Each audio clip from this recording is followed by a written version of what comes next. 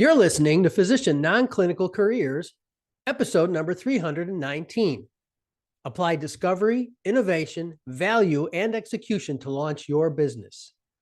In this week's show, I interview a physician who consults with sciencepreneurs and businesses to design successful commercialization strategies. But first, let's thank our wonderful sponsor for this episode. Are you ready to say goodbye to burnout, take control of your schedule, increase your earnings, and enjoy more quality time with your family? You're probably wondering how to do that without spending years getting a new certification or learning a whole new set of non-clinical skills. As we've discussed before, the quickest way to achieve more freedom and joy is to leverage virtual medicine. Dr. Charissa Sandro and I discussed this in episode number 266, which you can find at nonclinicalphysicians.com/266. That's the numbers 266. Charissa and her team are now preparing to relaunch their comprehensive program for building and running your own telehealth business. If you want to learn the tools and skills you need to live life on your own terms, then you should check it out today. After completing the 10-week program, you'll be ready to take your career to the next level. The program starts soon, and there are a limited number of openings. Learn more by going to nonclinicalphysicians.com/freedom, because this is the quickest way to exit assembly line medicine. Again, check out the program at nonclinicalphysicians.com.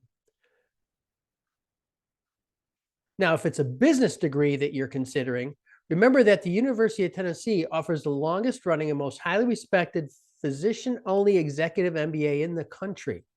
It's produced more than 700 graduates. The Haslam College of Business at the UT is recently ranked #1 in the world by Economist magazine as the most relevant executive MBA program. And it only takes 1 year to complete. And since you'll complete a company project while you're working on your MBA, you'll quickly demonstrate the value of the degree while in the program. Graduates have taken leadership positions at major healthcare organizations and have become entrepreneurs and business owners. So if you want to acquire new business and management skills and advance your non-clinical career, then contact Dr. Kate Ashley's office at 865-974-6526 or use our handy link at nonclinicalphysicians.com/physician MBA. All right, Non-Clinical Nation, I'm very happy to present my interview with Dr. Kasia Hein-Peters. Kasia obtained her medical degree and completed a residency in psychiatry at the Medical University of Wrocław in Poland. After working as a clinician, she joined the pharmaceutical industry, overseeing the launches of several first-in-class treatments, which profoundly improved patient care. She worked at Eli Lilly, Merck, Novartis, Sanofi, and a couple of other pharma companies, and she has extensive experience developing enterprise, portfolio, and brand strategies and creating market conditions for growth through policy advocacy and scientific initiatives. Recently, Kasia became board certified by the American Board of AI in Medicine and is a licensed innovation practitioner by Innovation 360. Kasia helps healthcare, digital health, and life sciences companies reach their strategic goals, achieve sustainable growth, and launch leading brands. And she increases the odds of bringing health innovations to the market to improve patient outcomes and healthcare organizational performance. All right, let's meet today's guest. I'm really excited about having today's guest here. It's a little bit different. She's been involved in pharmaceuticals, and she started as a psychiatrist, moved into the pharma industry. We did a lot with marketing and promotion of new drugs. And lately, in the last, since 2014, she's been involved with consulting and teaching entrepreneurs how to start and promote their businesses. So with that, let me just introduce Dr. Kasia Hein-Peters. Hello and welcome. Thank you. Thank you so much for having me on your podcast. I'm really honored. This is going to be fun because, we do have physicians who are, thinking, I'm just kind of ready to move beyond my clinical practice, whether it's because of burnout or because they have a great idea. We've interviewed many entrepreneurs in the past, people that have done startups and even involved venture capital and so forth. So you have a lot of experience and you have a model I want to talk about today. So why don't you start by just telling us a little bit about your background and then we'll go from there. Great, thank you. So, as you already said, I am trained as a physician and did residency in psychiatry, and it was a long time ago in Poland. And there I started working after a few years of practicing as a psychiatrist. I started working for the pharmaceutical industry and eventually moved to the United States with my employer. So I worked for Merck, I worked for Eli Lilly, Sanofi, Novartis, and finally I worked for a medical device company called Terumo, which is a Japanese company, all in the United States. And I was probably very lucky in my career because I was always doing very interesting things. And this is introducing new drugs and new medical devices to the market. And what really kept me in the industry for so many years, about 30 years, is the fact that we did have a massive impact on diseases and mortality. And especially my 12 years in companies that manufacture vaccines was very rewarding, because each time when you introduce a vaccine on a massive scale, the disease starts going down, and it's very visible, and it's visible rather quickly. So I think very rewarding career and a lot of product launches.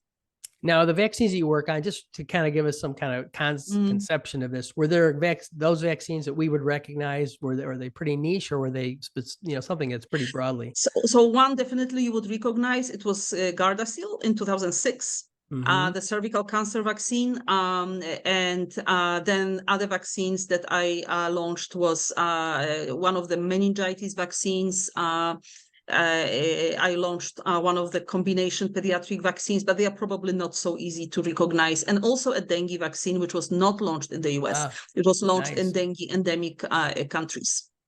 Yeah. There's been a lot of controversy with COVID vaccines and that, but we sometimes forget.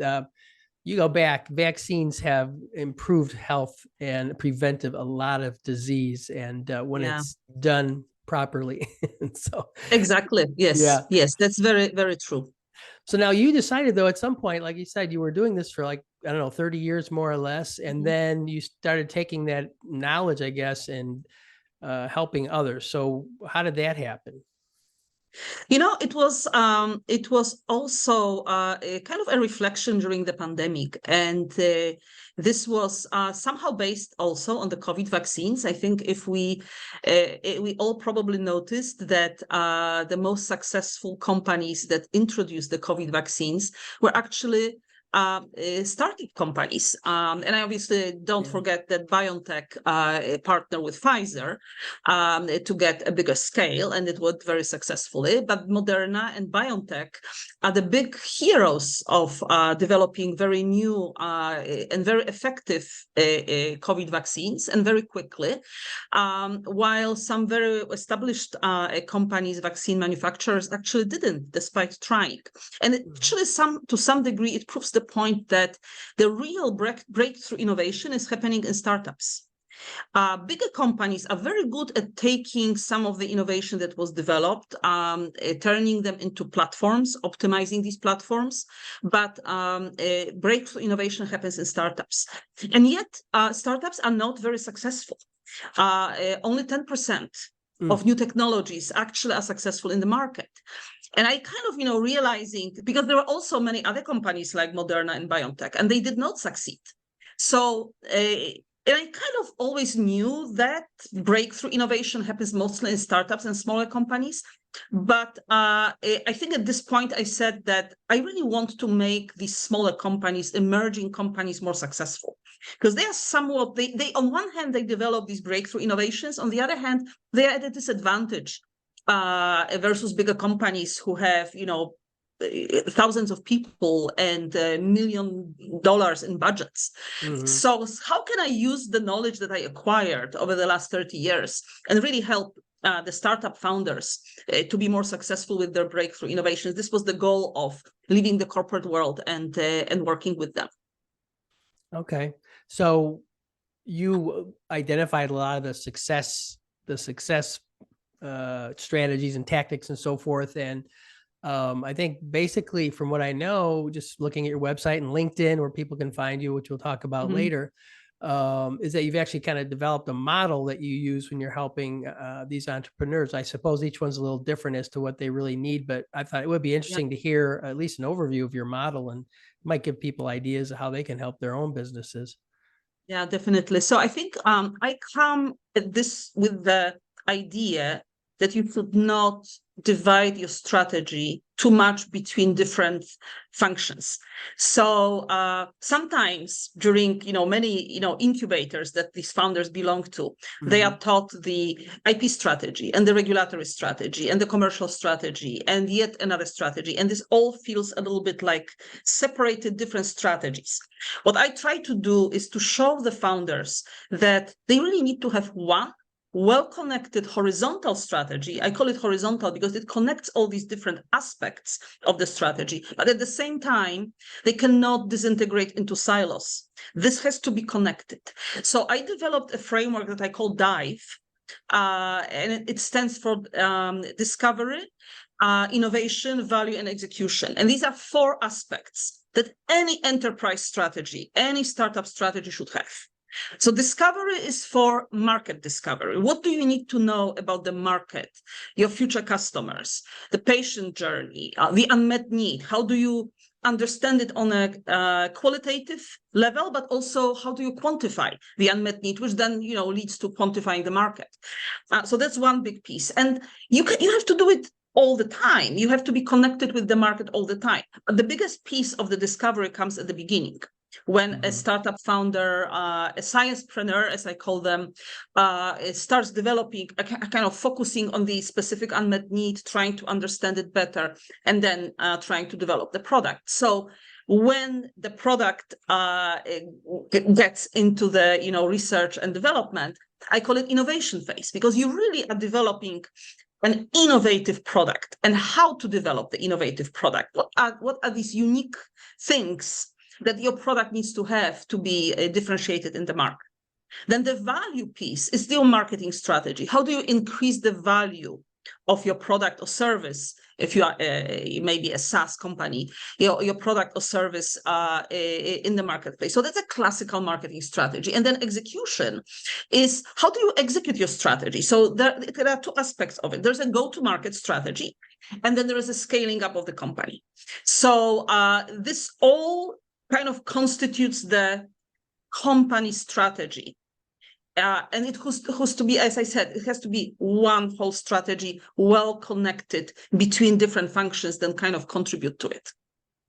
A question that came up when I was thinking about this and as you were talking is, I guess what I don't quite understand, and you can explain, is what type of clients would you be dealing with? In other words, where do they come from? Are there many physicians involved in this? Just sort of describe the type of people and clients that you work with.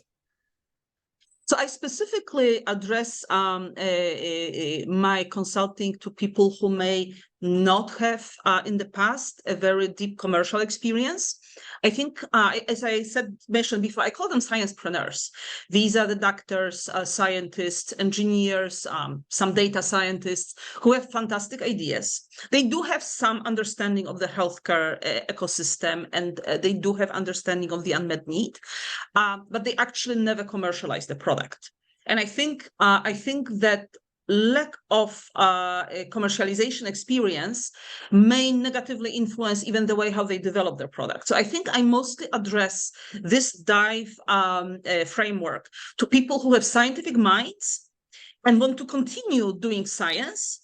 So I'm trying to avoid the marketing lingo. I'm trying to avoid some buzzwords that they I'm not trying to teach them marketing per se. I'm trying to show them how to think strategically about the entire enterprise and different steps that they have to take on their path toward successfully commercializing their product. Interesting. Now, when some of the guests I've had and actually listeners have talked to me about, it seems like one of the biggest struggles is putting that all together when you're looking for cash, you're looking for an investor, and there's different types. I'm not an expert by any means. So I'm assuming that what you're doing is assisting in that because you're helping them sort of structure and strategically plan and do all these things. So how does that help with getting money. And, these angel investors, are these some kind of private equity? Is it all in between? It'd be kind of interesting to hear what your comments are about that. It actually helps enormously because, there are many consultants who focus on pitch decks and they say, I will help you with the pitch deck. Fine. They are probably very good communication specialists and they can help with the pitch decks. I'm not saying that founders shouldn't do it. They should. However, without a strong strategy behind a pitch deck, you are still pitching maybe the wrong strategy and it's visible to investors. So I think that the pitch deck has two components, actually. It has a strategic component and it has a communication component. And I think that we shouldn't forget about that. So I do help with pitch decks as well, but I always try to reorient the founder on having a really good strategy, really well communicated, and not just a well communicated bad strategy, because it will not get them funding anyway, right? Because the investors, they can see through it. Can you give us some examples? It may not have to be the examples of someone you're actually working with now, because that would probably not be appropriate. But, I'm just trying to visualize, like, what kind of life scientists or physician entrepreneurs would maybe get to a point where they might say, I need some help? Just examples maybe from in the past. So I will tell you what questions I'm getting, what discussions I'm getting into the most. So one discussion I'm very frequently getting into when I discuss the strategy with sciencepreneurs is actually the regulatory strategy. And I'm talking specifically about devices that have to be, they are FDA regulated. And so this is usually this question comes up with early startups because they are trying to design their data generation strategy for clinical trials, if they have to do clinical trials or any other demonstration projects. And the discussion that we typically have is, what is the goal of your regulatory strategy? And they are like, oh, I want to get my product to the market as soon as I can. But then what is your differentiation of your product? What is your label? What your label will say about your product? And they frequently choose the path of the least resistance, which is somehow understandable. But on the other hand, they are losing the ability to drive the value of the product in the market through a very strong label. So that's usually the first discussion that we have. Is it better to get to market fast but have an undifferentiated product? Or is it better to get the market a little later, will cost a little more, but then having a differentiated product? And that's a trade-off. But that's very rarely on top of their mind, because many regulatory consultants are not, maybe they don't ask them the right questions. They say, how can I get to the market fastest? Not how can I be the most successful in the market, right? So that's a very interesting question that comes up. The second type of questions come around go-to-market strategy.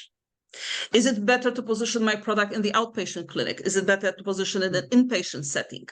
And there are a lot of data that have to come into informing a decision like that. And that can be both, but it probably cannot be both at the same time. Because again, companies have to prioritize which market segments they want to go after. And here we are frequently dealing with FOMO, the fear of missing out.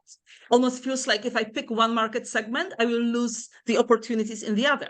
But it's really not true. It's really, especially a small company, focusing the resources in one market segment that has reasonable potential and high ability to win is a better strategy than trying to, scratch the surface of multiple market segments. So I think these are type of decisions and discussions that I am having most of the time with the founders. Now, you kind of touched on the idea of, going in the wrong direction. So maybe even I could take it from another perspective and look at it differently. Just simply, what are the most common mistakes that you see? Maybe you've already mentioned a couple of them, but what would you say are the mistakes that, really overzealous kind of entrepreneurs say, okay, I'm going to bring this new device or something. In fact, and I do want to ask you about AI in a minute, but what are those mistakes that you've identified? I think a very classical mistake is to focus on product at the expense of focusing on the commercial strategy. And again, commercial strategy does influence the product development. So let's not forget about that. That's why developing some, at least, some basics of the future commercial strategy early on during product development is necessary. And I see that the founders frequently try to do it in a very linear way. Like, I do my product first. I don't have time now to focus on commercial. I'll do it later. Let me focus on the product first. And I understand that, of course, there is a time when the most of the focus is on the developing of the product, but this has to be with a specific goal in mind. So how will I market this product? What will be my profile target? What is my target product profile in the market? So is my minimum viable product actually differentiated enough that I will succeed when I launch it? So, all these questions should be answered earlier. And then obviously a company should focus on the product development, but not really push the commercial discussion for later. So that's one.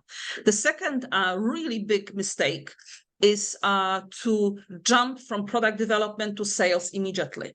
So if a founder has a product, it's reaching the regulatory stage, most likely will be approved, and then they start thinking about sales without thinking about marketing. So what does it do to a product is that marketing is the return on investment function. Marketing helps founders to get the highest return with the lowest investment. While if you skip this stage, so basically do not develop the value piece in the dive framework, you jump directly to execution, I think that there's a lot of churn happening with the sales team who doesn't necessarily have clarity about the target segment, may not have clarity about messages, may not have clarity about target customer personas, etc. Because that's all the value development piece. So that's another one, like thinking that sales and marketing is one, but it's not. Marketing is a very separate function, and marketing also helps to develop the market itself.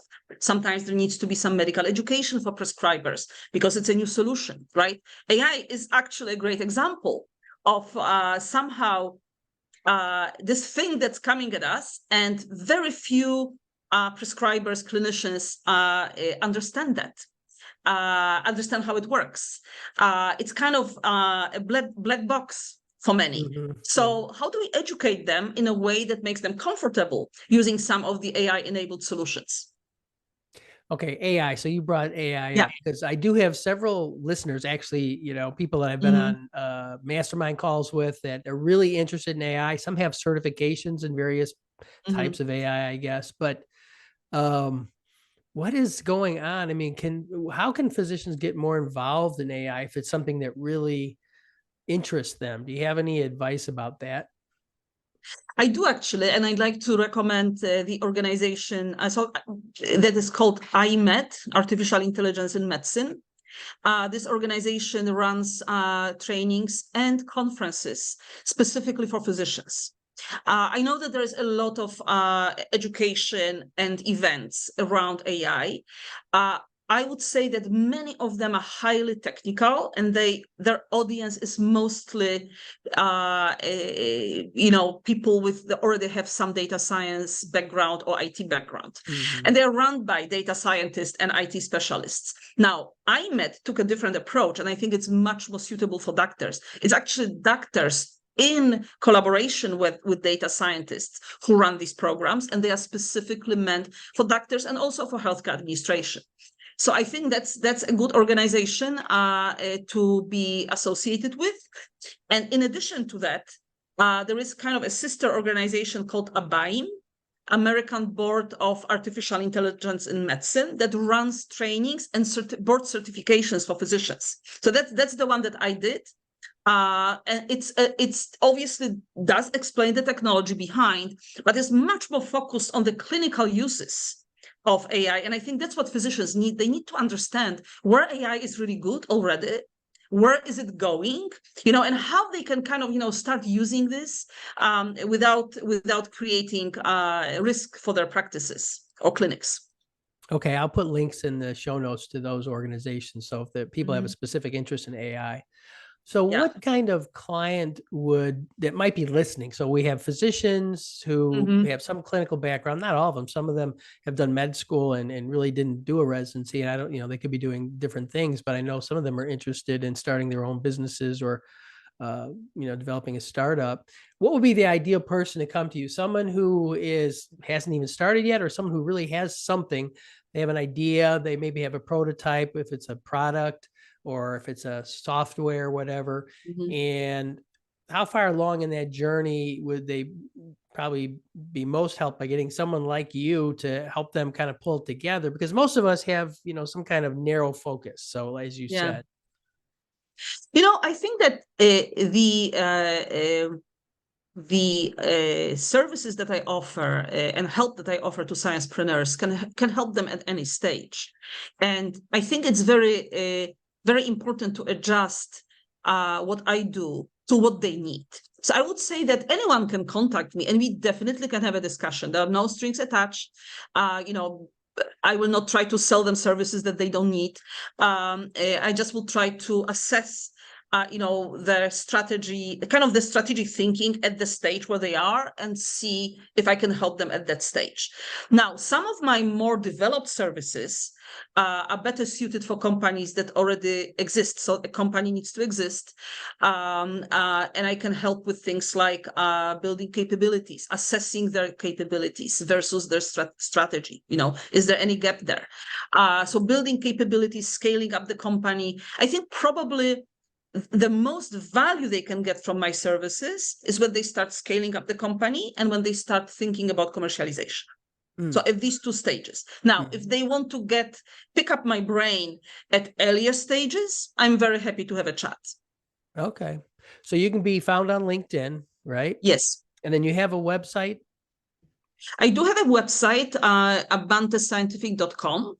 I just would like to say that I am redeveloping it right now, so it's not completely to date in terms of my services. That's why I encourage to connect with me through LinkedIn at this point. Okay. My website should be, much better developed within a month or so.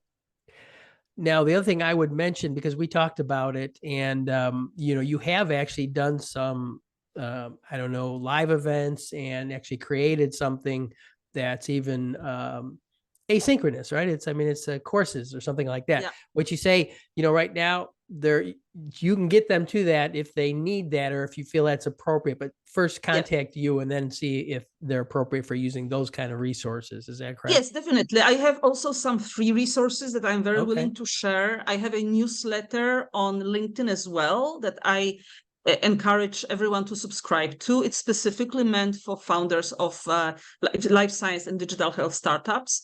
And there are a lot of free resources that I'm very, very willing to share.